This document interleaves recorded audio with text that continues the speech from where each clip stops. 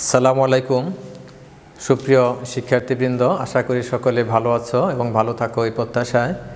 আমি মোহাম্মদ গোলাম মুস্তফা, প্রভাষক কৃষি শিক্ষা, সরকারি মুজিব কলেজ। আমি তোমাদের আজকে ক্লাস শুরু করতেছি। আমি আজকে ক্লাস নিচ্ছি কৃষি শিক্ষা প্রথম পত্র এবং প্রথম বর্ষের ক্লাস প্রথম পত্র থেকে আমি আজকে ক্লাস নিচ্ছি। আমরা পড়তেছিলাম, তোমাদের মনে থাকার কথা, বাংলাদেশের কৃষির সেবা প্রাপ্তির উৎস নিয়ে আমরা পড়তেছিলাম। আমরা অভিজ্ঞ কৃষক এবং কৃষক বিদ্যালয় নিয়ে আমরা আলোচনা করেছি, কথা বলেছি। আজকে আমরা পড়ব কৃষক সভা। আজকে আমরা পড়ব কৃষক সভা বা উঠোন বৈঠক নিয়ে। কৃষক সভা বা উঠোন বৈঠক। কৃষক সভা বা উঠোন বৈঠক, আমরা জানি যে কৃষির ক্ষেত্রে কৃষির বিভিন্ন প্রযুক্তি, গবেষণাগারে বিভিন্ন প্রযুক্তি উদ্ভাবন করা হয়। এই বিভিন্ন প্রযুক্তি কৃষকদের মাঝে পৌঁছে দেওয়ার জন্যে, কৃষি প্রযুক্তি কৃষকদের মাঝে পৌঁছে দেওয়ার জন্যে কৃষক সভা বা উঠোন বৈঠকের আয়োজন করা হয়ে থাকে। কৃষি অধিদপ্তর এবং বিভিন্ন এনজিও, কৃষি দপ্তর এবং বিভিন্ন এনজিও এই উঠোন বৈঠক কিংবা কৃষক সভার আয়োজন করে থাকে। এই কৃষক সভা বা উঠোন বৈঠকের মাধ্যমে কৃষি সংক্রান্ত বা কৃষি বিষয়ক বিভিন্ন প্রযুক্তি কিংবা কৃষকের কোনো সমস্যা থাকলে সেগুলো ওই কৃষক সভা এবং কিংবা উঠোন বৈঠকের মাধ্যমে সেগুলোর সমাধান দেওয়া হয়ে থাকে।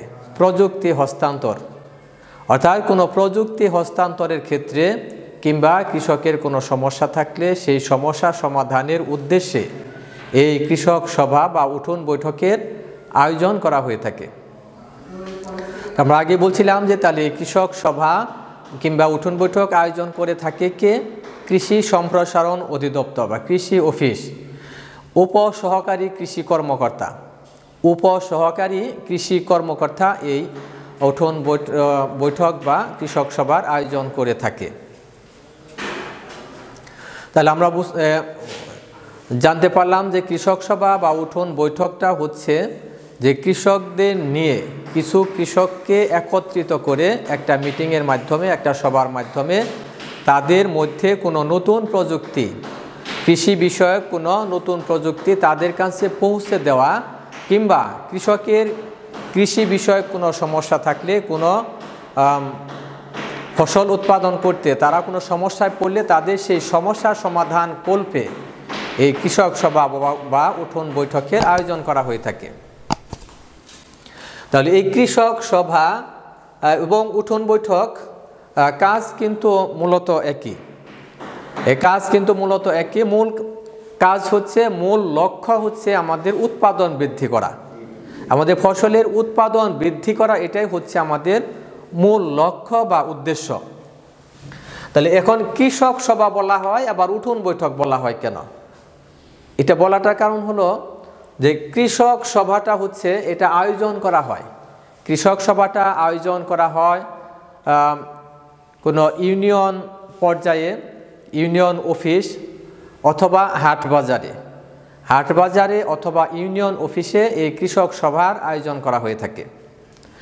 আর উঠোন বৈঠকটা আয়োজন করা হয় কোনো যে কৃষক দলের, যে কৃষকদের যে দল আছে ওই কৃষক দলের সবারই সর্বসম্মতিক্রমে কোনো একজন কৃষকের উঠোন সেটা কি করা হয়? বাছাই করা হয় এই মিটিংয়ের জন্যে। তাহলে এখানে কৃষক সভা এবং উঠোন বৈঠকের যে তুলনামূলক আলোচনা যেটা যদি আমরা করি, এটা অনেক সময় পরীক্ষায় থাকে যে কৃষক সভা বা উঠোন বৈঠকের মধ্যে পার্থক্য কী, বা কৃষক সভা উঠোন বৈঠক বলতে কি বোঝো? তাহলে আমরা যেটা বললাম যে কৃষক সভাটা হয় হাট বাজার অথবা ইউনিয়ন পরিষদ ভবনের, ইউনিয়ন পরিষদ অথবা হাট বাজারে। আর উঠোন বৈঠক হয় কৃষকের উঠানে, যেখানে ওই এলাকার যে কৃষকগুলো আছে ওই কৃষক দলের সদস্যরা যাতে সহজেই উপস্থিত হতে পারে এরকম একটা কৃষকের বাড়ির উঠোন সেখানে বেছে নেওয়া হয়। আর একটা পার্থক্য হলো যে কৃষক সভা, যেটা এই কৃষক সভায় কৃষক উপস্থিত থাকে 50 থেকে 60 জন, 50 থেকে 60 জন কৃষক বা কৃষাণী উপস্থিত থাকেন। আর উঠোন বৈঠকে উপস্থিত থাকে 20 থেকে 30 জন কৃষক। উঠোন বৈঠকে কৃষকের সংখ্যা হচ্ছে 20 থেকে 30 জন। তাহলে আমরা বলতে পারি যে দুটাই কিন্তু কৃষকের মিটিং বা সভা।